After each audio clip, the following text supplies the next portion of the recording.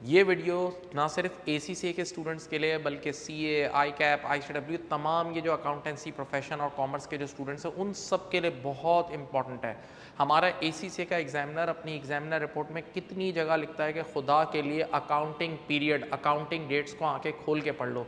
भाई ये तो बल्कि मैं जब भी पास पेपर करा रहा हूँ मैं पहले उसको हाईलाइट करता हूँ कि अकाउंटिंग पीरियड को हाईलाइट करो, एक्विजिशन डेट को हाईलाइट करो। भाई कि ईयर एंड क्या है, एक्विजिशन डेट क्या है, ये कुछ चीज़ें तो बुनियादी हैं, ये मार्क्स तो लूज़ करने वाले हैं ही नहीं। मैं इस पे कुछ एग्जांपल देता हूँ।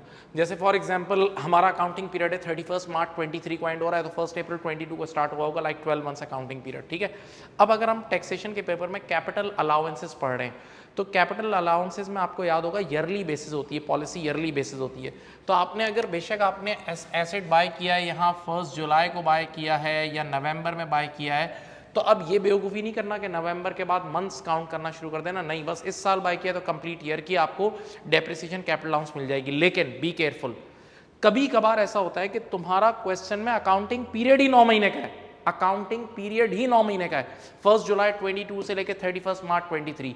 तो अब अगर आपने बेशक जनवरी 23 में खरीदा है तो हम यूँ बोलेंगे हाँ इस अकाउंटिंग पीरियड में खरीदा है, और ईयरली बेसिस का मतलब full in the year of purchase, लेकिन ये वाला अकाउंटिंग पीरियड ही 9 महीने का है, अकाउंटिंग पीरियड ही 9 महीने का है। तो हाँ अब तुम्हें अपॉर्शनमेंट करनी होगी, अब तुम्हें WDA को और AIA को हर चीज़ को अपॉर्शन करना होगा। भाई ये ख्याल करना ये गलतियाँ हैं, आप लोग 12 महीने के हिसाब से ही चला देते हो, बी केयरफुल। इसी तरह जो लोग कंसोलिडेशन पढ़ते हैं F7 में या SBR में या दूसरी किसी क्वालिफिकेशन में पढ़ते हैं, तो उसमें ये बात जहन में रखें कि कई बार mid of the year acquisition का क्वेश्चन आता है, तो इनकम स्टेटमेंट के बारे में टीचर ने कितनी बार बोला है, income statement is always for the year, जबकि balance sheet SOFP as at बनती है।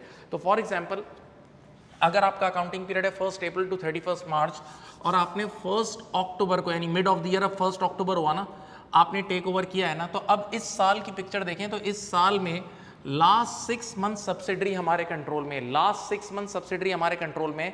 तो जब इनकम स्टेटमेंट बनाएंगे वो फॉर द ईयर बनती है, तो 6 महीने की सेल्स, कॉस्ट ऑफ सेल 6/12 करके ले जाएंगे, ठीक है। लेकिन SOFP ईयर एंड पर एज एड बनती है, SOFP ईयर एंड पे क्या बनती है, एज एड बनती है। तो ऐसी सूरत हाल में ईयर एंड पर एज एड हमारे पास पूरा कंट्रोल है ना, तो ईयर एंड पर सारे एसेट्स, सारी liabilities full time complete adding together होगा, बी केयरफुल। तो ये तो मैंने एक्विजिशन की बात करी। इसी तरह आप लोगों ने F7 में और ये जो SBR लेवल पे, स्ट्रेटेजिक लेवल पे कंसोलिडेशन का डिस्पोजल भी आता है कि भाई आपने चलती हुई कंपनी को रवाना कर दिया, चलती हुई कंपनी को सेल कर दिया। तो अगर आपने चलती हुई कंपनी बिल्कुल साल के आखिरी दिन सुबह सुबह फारिग करी है, बिल्कुल साल के आखिरी दिन सुबह सुबह आपने उसको सेल आउट किया है, तो ये पूरा साल तो आपकी थी ना, पूरा साल आपकी थी, तो फुल ईयर एडिंग टुगेदर में इनकम स्टेटमेंट में आएगी सेल्स, कॉस्ट ऑफ सेल्स वगैरह। लेकिन आखिरी दिन सुबह सुबह आपके पास से चली गई, तो 31 मार्च की शाम को जब एज एट आप SOFP बना रहे होंगे तो ये कंपनी आपकी नहीं है, ये कंपनी आपकी नहीं है, तो आप एडिंग टुगेदर में SOFP में नहीं लेंगे। सेम इज द केस अगर आप ये पूरा साल है और ईयर के मिड में आपने इसको डिस्पोजल किया, ईयर के मिड में, तो ये पहला आधा साल तो ये आपकी थी ना, तो इनकम स्टेटमेंट जब इस साल की फॉर द ईयर बन रही होगी ना, तो फर्स्ट 6 मंथ्स की सेल्स, कॉस्ट ऑफ सेल्स वगैरह को अपॉर्शनमेंट में लेंगे। लेकिन हाँ भाई यहाँ आपका कंट्रोल चले गया, तो जब यहीं ईयर के मिड में ही कंट्रोल चले गया, तो ईयर के एंड पे भी आपका कोई कंट्रोल नहीं है, तो ईयर एंड पर जो SOFP बनेगी उसमें एडिंग टुगेदर में नहीं लेना।